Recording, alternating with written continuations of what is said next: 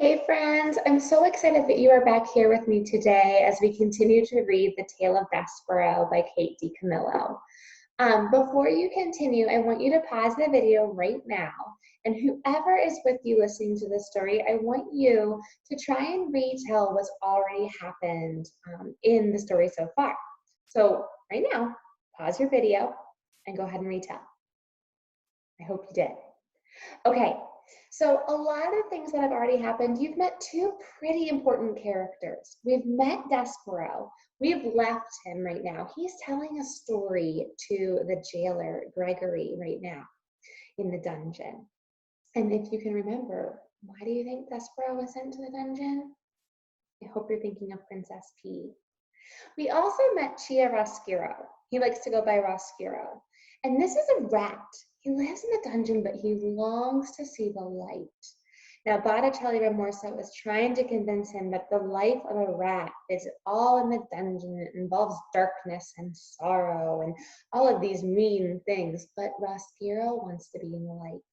And we finally left with Roscuro up in the palace, hanging from a chandelier, watching a big royal feast. And right now, we are going to go ahead and start chapter 21. It is titled The Queen's Last Words. The Queen loved soup. She loved soup more than anything in the world except for the Princess P and the King.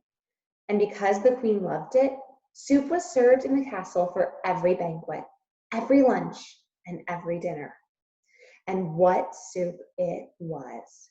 Cook's love and admiration for the Queen and her palate moved the broth that she concocted from the level of mere food to a high art. On this particular day, for this particular banquet, Cook had outdone herself. The soup was a masterwork, a delicate mingling of chicken, watercress, and garlic.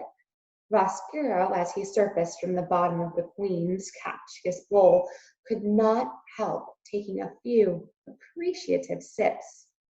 Lovely, he said, distracted for a moment from the misery of his existence. Delightful.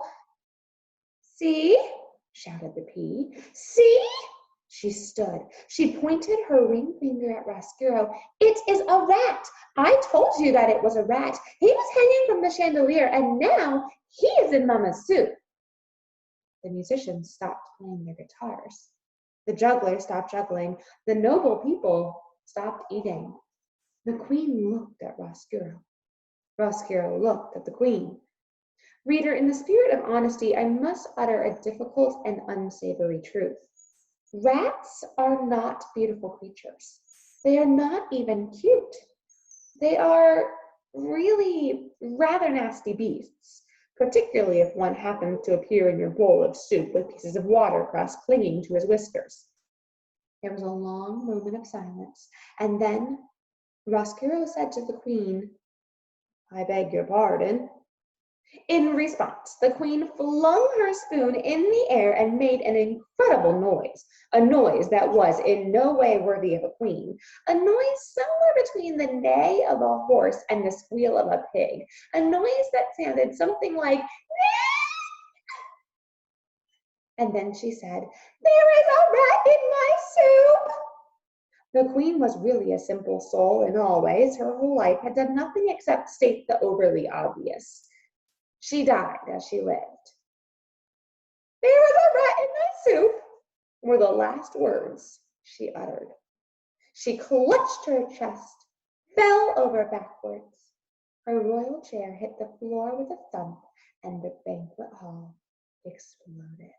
Spoons were dropped. Chairs were flung back. "Save her!" thundered the King. "You must save her!" All the King's men ran to try and rescue the Queen. Roscuro climbed out of the bowl of soup. He felt that, under the circumstances, it would be best if he left. As he crawled across the tablecloth, he remembered the words of the prisoner in the dungeon. His regret that he did not look back at his daughter as he left her. And so, Roscuro turned. He looked back, and he saw the princess was glaring at him. Her eyes were filled with disgust and anger. Go back to the dungeon, was the look she gave him. Go back into the darkness where you belong. This look, reader, broke Roscuro's heart. Did you think that rats do not have hearts? Wrong. All living things have a heart, and the heart of any living thing can be broken.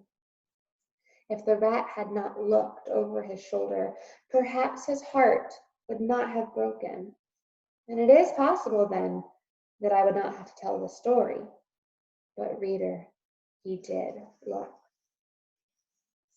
And we run more chapter. Chapter 22. He puts his heart together again. Roscuro hurried from the banquet hall. A rat, he said, and he put a paw over his heart. I am a rat, and there is no light for rats. There will be no light for me. The king's men were still bent over the queen. The king was still shouting, save her, save her! And the queen was still dead, of course, when Roscuro encountered the queen's royal soup spoon lying on the floor. I will have something beautiful, he said aloud. I am a rat, but I will have something beautiful. I will have a crown of my own. He picked up the spoon. He put it on his head.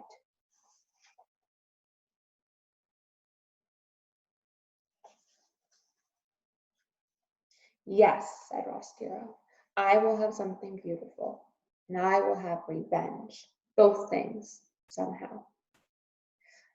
There are those hearts, reader, that never mend again once they are broken.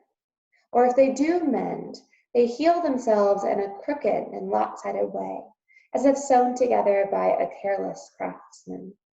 Such was the fate of Chiaroscuro. His heart was broken. Picking up the spoon and placing it on his head, speaking of revenge, these things helped him to put his heart together again. But it was, alas, put together wrong. Where is the rat? Shouted the king. Find the rat. If you want me, muttered Roscuro as he left the banquet hall, I will be in the dungeon, in the darkness. And that's where we're going to stop for today. I hope you enjoyed our story. I can't wait to share more with you next time. Bye.